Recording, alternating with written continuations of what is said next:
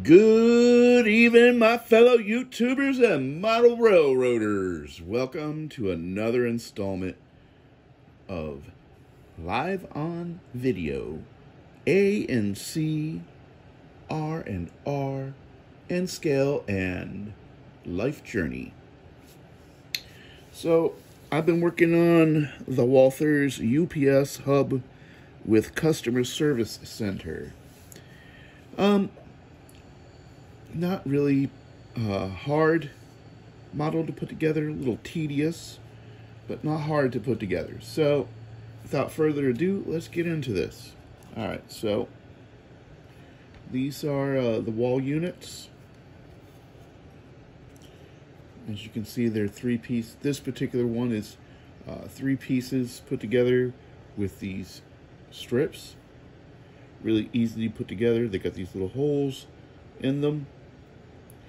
You just put a couple dabs of glue on the parts where the holes are, and then maybe one or two more dabs on the actual where the strip is going to touch to help hold it together, and then you just lay it flat. Get a straight edge on one side, push up, and then push in, and that'll give you a nice, good, tight seal, so that you don't get any bleed through where they connect, and it gives it a nice seamless look. Actually pretty easy. Now you can model this with these windows here or with door units. I went to go with two windows on this particular end because this is going to be on the end with my customer service center, and this could be like windows to offices and whatnot. And on the other end, once again, you can model this with either dock doors or office doors. I went for the total complete closed look. Something just a little different. And then this is a long wall. I chose to, this is the big dock area. I chose to model with the two center doors open because sometimes in the summertime you just got to have the doors open even with the AC, because sometimes those big AC units on the roof just don't cut it. And then I also modeled it with a small door on this end to give an access escape route, and then the other side, one small door. So this is two panels together, and then of course this is one panel, another panel, another panel, another panel, and this is another panel. This is the door, and this is a large window unit. So yeah, but then these are the smaller truck doors, and I don't know if you can see the holes. There's little holes you can drill in the back. You stick your pin vise in there.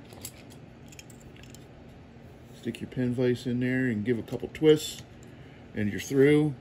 So that way you can put in awnings. Sometimes not all the doors have an awning, so that's why I left one without the holes for the windows.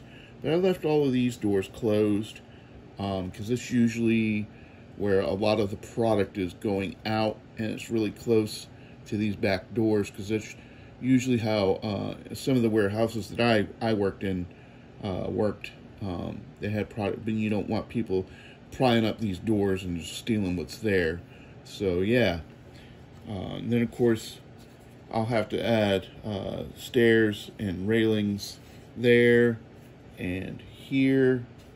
I'm not quite sure how I'm going to do that yet, so I'll move these off to the side. So then this is the base. This was kind of tedious, but still easy to get together. That is the bottom with all the little plastic holes. Ah! Caught it on my hand. But yeah, as you can see, it's quite long on the long ends. And then, so what you do is you, oh, I think I got one. No, I didn't. All right. So what you do is you put this down. Then you got these little grooves down here in the, oh, actually, get this little line here on the bottom. That is supposed to go on the outside on this little base piece. I'm gonna have to go to my into the train room to get this glued on, and then get that meted up with your walls. So actually this one would be on this far side here with this blank wall, so to speak, here. And it's got these little lines here, and this is supposed to meet up with this wall like such. Now of course my little corner magnets are going to come in really handy for this. Once again, I love these damn things. They're awesome. The only bad thing is they stick to everything. I mean, literally, they stick to everything. Everything and anything that's metal, they're sticking to it, man. No two ifs, ands, or buts about it. I'll tell you what, they're crazy. I love them, but they're crazy. They kind of get on my nerves a little bit. Oh, I got my wall upside down. How do I know I got my wall upside down? This little thin section here is the top. And if you look on the back of the wall, this is for the roof. So yeah, I'm gonna orientate this properly.